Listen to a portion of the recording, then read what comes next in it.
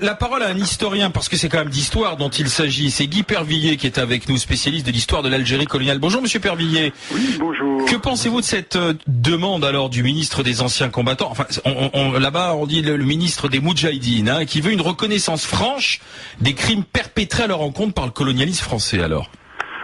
Oui, j'essaie de vous répondre très vite.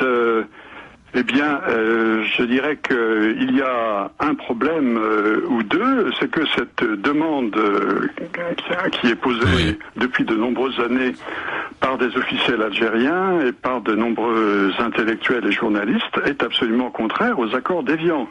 Alors plus exactement, les accords d'Évian, donc signés le 18 mars 1962, étaient fondés sur un principe fondamental, à savoir l'amnistie réciproque des crimes commis par les deux côtés.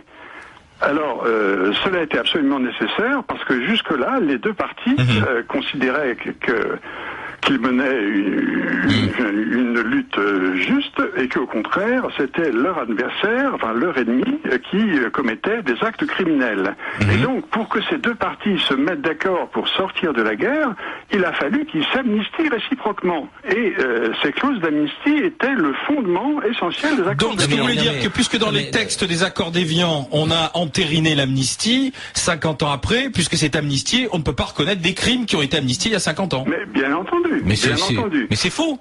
Comment c'est faux? Mais c'est faux, bien sûr qu'on peut le faire. On peut le faire après, derrière, la question c'est la poursuite pour crimes sur l'humanité de ceux qui sont au cœur des exactions. Et là, effectivement, on a pris des engagements dans les accords de Vienne, mais il n'est pas question d'être dans la poursuite après de quiconque. On est dans la reconnaissance. Mais je comprends ce qu'il dit. Et il est dit quand même qu'on peut ouvrir les archives qu'un certain nombre d'années après. Et je crois d'ailleurs... oui, elles sont toujours pas ouvertes, alors que la période est écoulée. Mais Monsieur Pervilliers, vous me parlez des accords d'Évian. Or là, on voit bien qu'on est dans une demande qui est politique, qui est hors du texte et des accords d'Évian, parce que là, il s'agit de politique. Excusez-moi, mais si l'amnistie d'Évian n'est plus valable, du coup, la paix d'Évian, enfin la fin de la guerre d'Algérie est annulée. Et à partir de là, si l'une des deux parties, c'est-à-dire l'Algérie, exige la reconnaissance de crimes, eh bien la France serait fondée à avoir une exigence semblable envers l'Algérie. Or, le problème, c'est que les partisans algériens de cette repentance française ne parlent jamais de reconnaissance de crimes commis par l'Algérie. Car pour eux, par définition, tout ce que les Algériens ont fait était justifié. Et cette tendance s'est manifestée très clairement par la proposition de loi pour la criminalisation de la colonisation française qui a été déposée en février 2010 par 125 députés algériens. Et quand on lit cette proposition de loi, eh bien, on voit très clairement qu'il s'agit de juger la France, exactement des criminels français, mais aussi la France elle-même, non seulement pour des actes commis dans le cadre de la guerre d'Algérie, mais de 1830 à 1962. Donc ça veut dire Monsieur l'historien, vous n'êtes pas un peu partisan dans votre lecture des faits? À la suite de ce projet de loi sur la criminalisation, il faisait suite à quoi en France en 2005?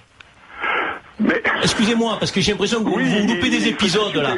On n'a pas nous porté une loi sur les bienfaits de la colonisation en février 2005? Oui, excusez-moi. Bien entendu, je suis au courant. Est-ce que c'était pas une réponse du berger à la bergère plutôt qu'une volonté? Et pourquoi vous faites impasse sur cet acte-là? Sauf que cette revendication de repentance ne date pas de 2005. Elle date de 1990.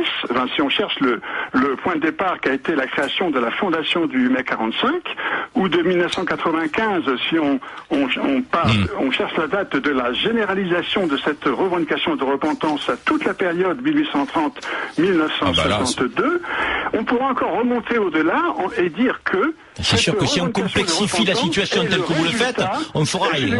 Si je ne peux pas m'exprimer autant que je raccroche tout de suite. Non, Monsieur Pervilliers. Cette revendication de repentance, c'est en fait la continuation de la propagande de guerre du FLN et encore auparavant de la propagande du PPA mettant la France en accusation. Ouais, mais donc là, ça veut dire qu'à ce moment-là, on ne s'en sort plus, quoi. Non, mais notre historien que vous avez contacté, je ne sais pas par quel biais d'ailleurs, parce que je connais pas particulièrement, mais est un peu partisan et partie prenante dans sa lecture des faits. Il nous parle de projet de loi de 2010 algérien sur la criminalisation, mais il nous parle pas des bienfaits de la colonisation de 2005. Non, il dit simplement qu'il faudra revenir.